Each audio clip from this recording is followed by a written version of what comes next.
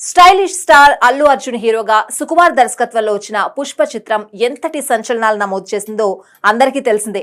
ఆ చిత్రానికి కొనసాగింపుగా రానున్న చిత్రం పుష్ప 2 దాదాపు 3 ఏళ్లుగా షూటింగ్ దశలో ఉన్న ఈ చిత్రాన్ని మొదట ఆగస్టు 15న విడుదల చేయనున్నట్టు ప్రకటించారు మేకర్స్.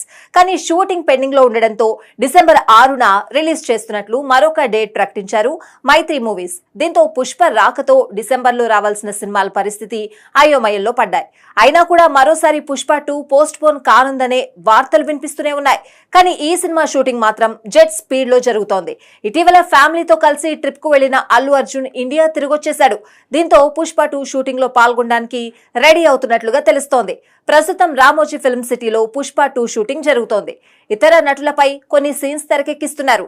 ఆగస్టు మొదటి వారంలో అల్లు అర్జున్ పుష్ప 2 షూటింగ్ సెట్స్ లో అడుగు పెడతాడట. క్లైమాక్స్ సీన్స్ తో పాటు పతాక సన్నివేశాలు అల్లు అర్జున్ మీద ఈ షెడ్యూల్లో చిత్రీకరించనున్నారని సమాచారం.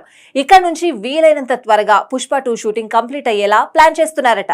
అలాగే ఎట్టి పరిస్థితుల్లోనూ ఈ సినిమాను డిసెంబర్లోనే రిలీజ్ చేయాలని చూస్తున్నారు. మరి ఈసారి పుష్పరాజ్ ఎలాంటి సెన్సేషన్ క్రియేట్ చేస్తాడో చూడాలి.